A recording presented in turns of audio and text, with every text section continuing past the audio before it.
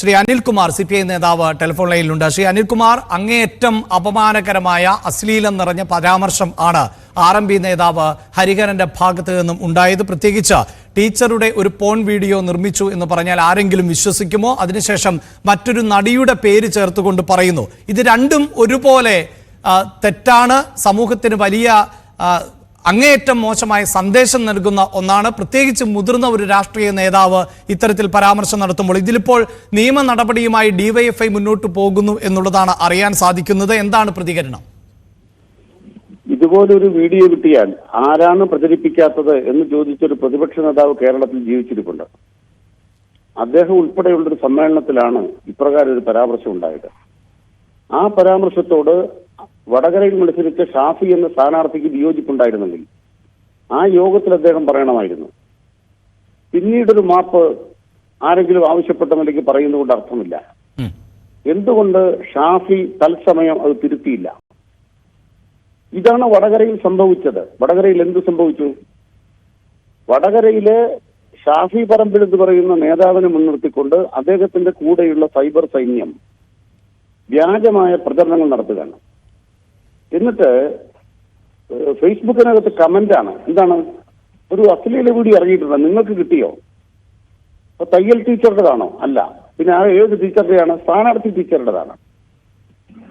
Covid കള്ളിയുടേതാണ്. അപ്പോ Covid കള്ളിയുടെ സ്ഥാനാർത്ഥിയുടെ video കിട്ടിയോ, തുണ്ട് കിട്ടിയോ എന്ന് ചോദിച്ചുകൊണ്ട് ചർച്ച സംഘടിപ്പിക്കുകയാണ്. ഇത് ആദ്യഘട്ടത്തിൽ തന്നെ ആക്ഷേപം ഉയർന്നു വന്ന ഘട്ടത്തിൽ തന്നെ ഞങ്ങളുടെ ക്യാമ്പിൽ നിന്നുണ്ടാവില്ല എന്ന് പറയാൻ ബാധ്യതയുണ്ടായിരുന്നില്ല UDFന്റെ സ്ഥാനാർത്ഥിക്ക്. ഞാനത് അറിഞ്ഞിട്ടില്ല. മാത്രമല്ല ഞങ്ങളുടെ ക്യാമ്പിൽ നിന്ന് ആരും ഉണ്ടാവില്ല എന്ന് പറയാനുള്ള ബാധ്യതയില്ലേ? അതിന്റെ ഭാഗമായി തുടർന്ന് വന്നിട്ടുള്ള നിരവധിയായ വിവാദങ്ങളുണ്ട്.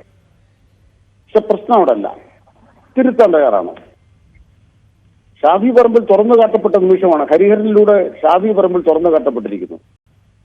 നിങ്ങൾ അത്ര ഒരു പരാമർശം കേട്ട് പൊട്ടിച്ചിരിച്ചോ? ഷാഫി പറമ്പിൽ പൊട്ടിച്ചിരിച്ചോ? എന്തായിരുന്നു VD സതീശന്റെ പ്രതികരണം? എന്തായിരുന്നു വേദിയിലുണ്ടായിരുന്ന UDF നേതാക്കന്മാരുടെ പ്രതികരണം? അതാണ് പ്രധാനപ്പെട്ട കാര്യം. വൈകി പിന്നീട് പറയുന്നത് മാപ്പ് കൊണ്ടല്ല പ്രധാനപ്പെട്ടത്. UDFന്റെ നേതൃബൃന്ദമാകെ കൗരവസഭയിൽ പാഞ്ചാലിയുടെ വസ്ത്രം വിരിയുന്ന കണ്ടപ്പോൾ അതിന്റെ നഗ്നതയെ ആസ്വദിക്കാൻ അവരുടെ കണ്ണുകൾ പായിച്ച മനോവികാരത്തിലാണ് നിന്നിരുന്നത് എന്നുള്ളതാണ് വടകരയിലെ ഇന്നലത്തെ കൗരവസഭ തെളിയിച്ചത്. അത് UDFനെ തുറന്നു കാട്ടിയിരിക്കുന്നു. ഇത് ആദ്യമായി സംഭവിച്ചതല്ല. തൃക്കാക്കരയിലെ LDF സ്ഥാനാർത്ഥിക്കെതിരായ ഇത്തരമൊരു വ്യാജ വീഡിയോ നിർമ്മിക്കപ്പെട്ടു. ആ വ്യാജ വീഡിയോ നിർമ്മിക്കപ്പെട്ടപ്പോൾ അതിന്റെ ഭാഗമായി ഇത്തരമൊരു വീഡിയോ കിട്ടിയാൽ ആരാണ് പ്രചരിപ്പിക്കാത്തത് എന്ന് പറഞ്ഞ VD സതീശനാണ് വടകരയിൽ പോയി ഇന്നലെ സമ്മേളനം ഉദ്ഘാടനം ചെയ്തത്. അതിന്റെ തുടർച്ചയായിട്ടാണ് ഈ പരാമർശം.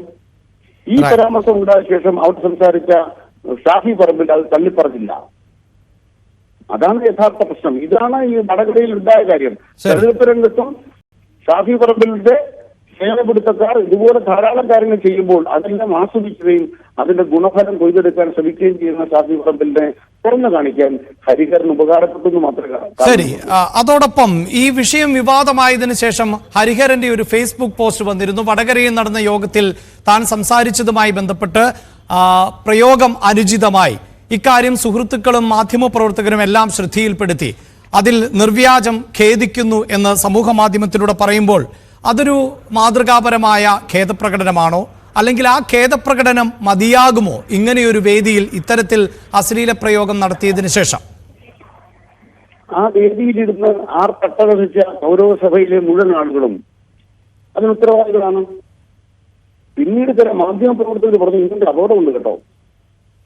മാധ്യമപ്രവർത്തകർ തിരുത്താനല്ല പറഞ്ഞത്. അപ്പൊ നിങ്ങളങ്ങനെ പറഞ്ഞതിൽ അപകടമുണ്ടോ? നാളെ ഒരു കേസ് വരുമോ? ആ കേസിൽ നിന്ന് മറികടക്കാൻ വേണ്ടി തൽക്കാലം ഒരു വാചകം ഞാനിങ്ങനെ പ്രസംഗിച്ചു പോയി എന്ന് നിങ്ങൾ ചൂണ്ടിക്കാണിച്ചു. അപ്പോഴാണ് എനിക്ക് ബോധം വന്നത്. പ്രസംഗിച്ചിട്ട് അദ്ദേഹത്തിന് ബോധമില്ലായിരുന്നു. ഞാൻ പറയുന്നത് കേരളത്തിലെ ഒരു പ്രധാനപ്പെട്ട ചാനലില് മറ്റൊരാൾ, ഒരു നിരീക്ഷകൻ, അദ്ദേഹം പറഞ്ഞെന്താണെന്നറിയാമോ? ടീച്ചറുടെ പൂർവ്വകാല ജീവിതത്തിന്റെ കുറെ കാര്യങ്ങൾ എനിക്കറിയാം, ഞാൻ വെളിപ്പെടുത്തുന്നില്ല. ഇത് ഇവിടെ നടക്കുന്നത് വളരെ ബോധപൂർവമാണ്.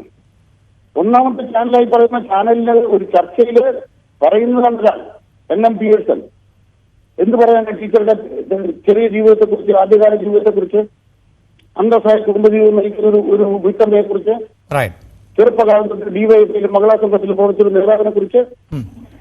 അപ്പൊ ഇവര് ഇത്തരം ബന്ധങ്ങളിലൂടെ എന്താണ് ആക്ഷേപിച്ചുകൊണ്ടിരിക്കുന്നത്? ഇപ്പോഴും ആക്ഷേപം തുടരുകയാണ്. ശരി, ഒരു കാര്യം കൂടി, അതായത് ഇപ്പോൾ കെ രമയുടെ പ്രതികരണം അല്പസമയം മുമ്പ് വന്നിരുന്നു. ആ വിഷയത്തിൽ കെ രമ പറയുന്നത് ഇത്തരം പരാമർശം ആരുടെയും ഭാഗത്ത് നിന്നുണ്ടാകാൻ പാടില്ലാത്തതാണ്.